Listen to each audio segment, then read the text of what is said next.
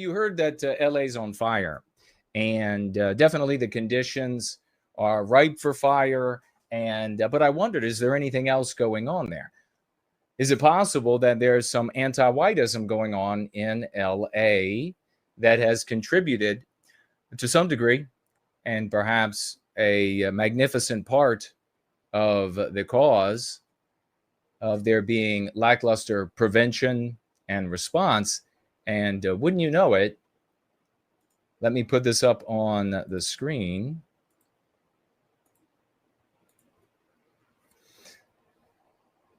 Mayor Garcetti announces launch of the first ever LA Fire Department Diversity, Equity, and Inclusion Bureau. Los Angeles Mayor Eric Garcetti today, alongside of Fire Chief Kristen Crowley. We'll look more into Kristen in just a minute, I think. Not in the way that Chad Love over here is thinking, but we'll peer a little bit more closely at her.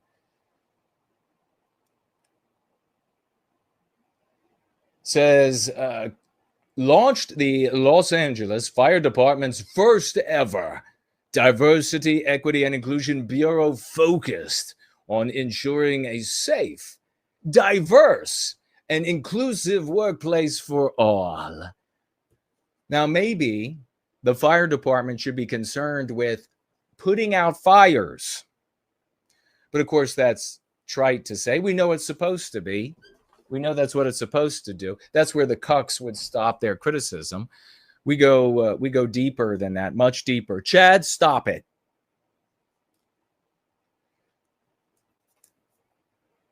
We believe in and are committed to justice in Los Angeles.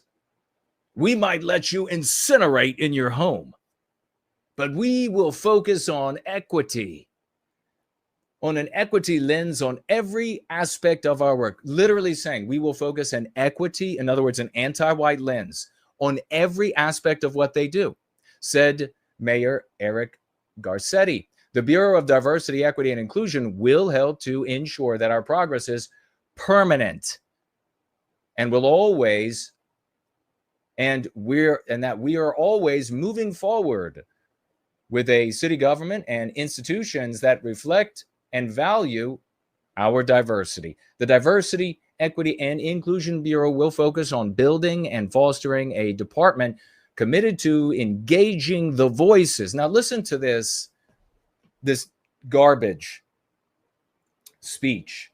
Listen to the anti-whiteism. It's florid.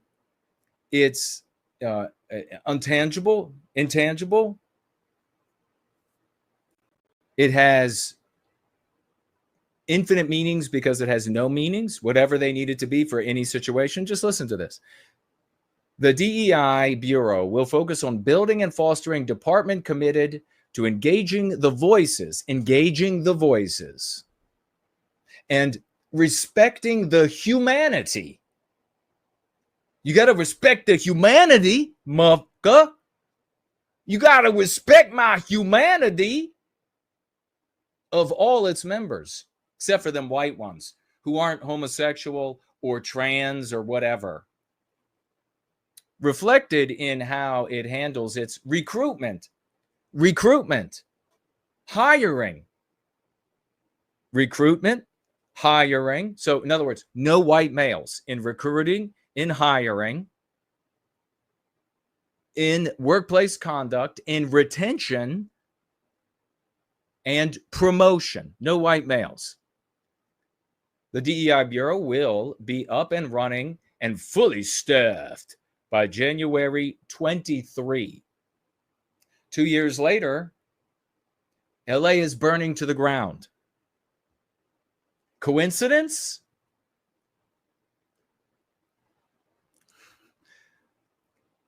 It will be led by Deputy Chief Stephen Gutierrez, the department's first Chief Equity Officer. I'm sure Gutierrez is going to do just right by all those Smiths and Jones and Johnson and Gutierrez really going to hook them up, right? How much further do we need to go?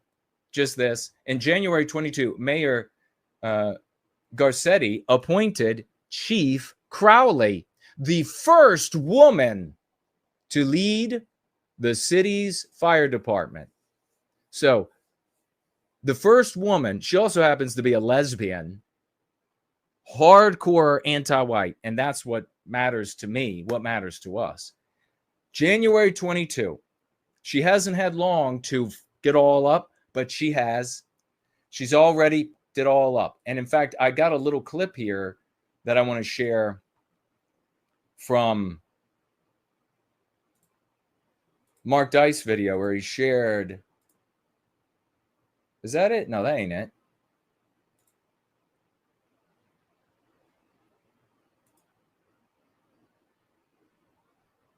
Or that is it. Okay. Because you'll get to see this little cupcake who is the chief and what her real focus is on. So when we talk here about how almost everything that is harm, almost all the damage done in the West, almost all the harm is a consequence of anti-whiteism. We can document it. We can specifically detail A to B to C outcome. We're going to be talking about it with the anti-white rape gangs in just a moment. Again, a consequence of anti-whiteism, A to B to C. So let's listen to Crowley. But don't worry about those massive wildfires in Los Angeles, folks, because the City Council of LA recently appointed the first female and lesbian fire chief, who then immediately made it her top priority to diversify the department. I am super inspired. She took time out of her already busy.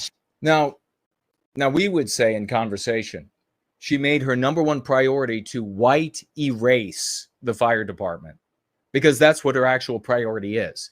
To diversify is to white erase, specifically to white erase white males.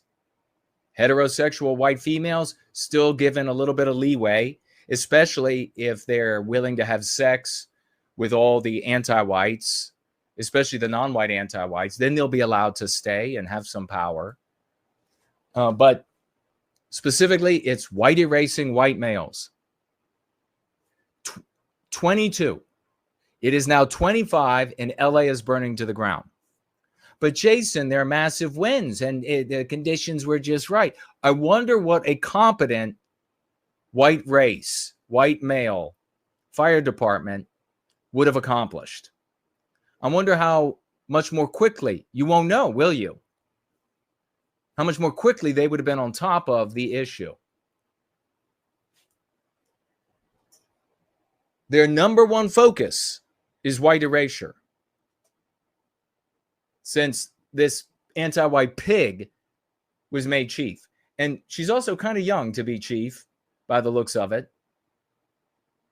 But hey, you know, when you're part of the anti-white superstructure, you know what else is also important to mention here is that as a white female, she has to be more radically anti-white to justify her presence.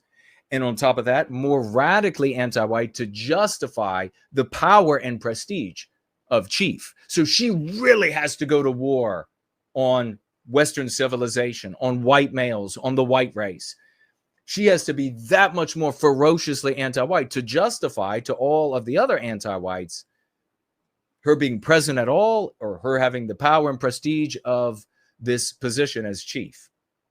Let's hear from the horse's ass herself. Scheduled to tell us about her vision for the department's future, one that includes a 3-year strategic plan to increase diversity. People ask me, well, what number are you? 22, a 3-year plan to white erase. Here we are today with LA burning down. She says here, it's really important what she says here. Listen closely. Includes a 3-year strategic plan to increase diversity. People ask me, well, what number are you looking for? I say, I'm not looking for a number. It's never enough. Out of 3,300. Never enough. The number of what percentage of the fire department has to be white erased. And she said, I don't have a number. It's never enough. It'll never be enough. So that's who's in charge. And now you see LA burning to the ground. She had a 3-year plan, came in at 22. It's 25, 3-year plan to white erase the department, and it's never enough white erasure. Here we are, 25, and LA's burning to the ground.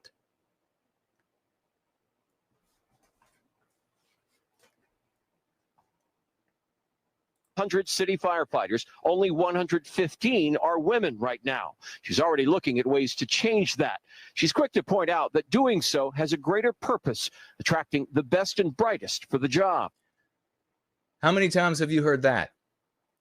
That is the meme pathogen that undermines cuck-servatives, because cuck-servatives won't look at the victimization of the white race. They won't mention it. They know it's happening. They don't like to mention it.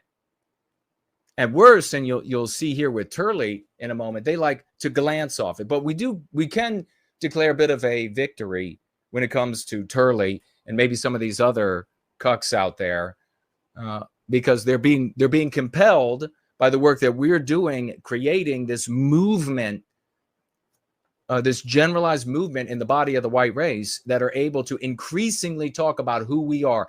It's no accident that our swashbucklers are out there, and they have every single week tens to hundreds of thousands to even over 1 million views on the concepts and arguments that we use.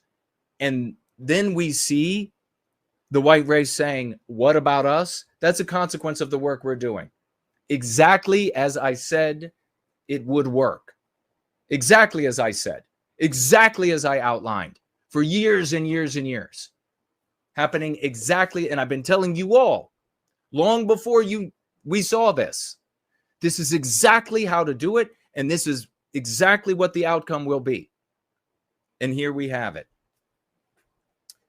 But best and brightest is a mean pathogen that appeals to cucks because they refuse to look or to speak about our victimization, and they think in their cowardice that they're going to be able to end our victimization through abstractions like merit. Let's stop looking at race. It's not about race. It should be just about merit. Well, the anti-whites come along and they say, okay, best and brightest. And what is the substance where the rubber meets the road of best and brightest?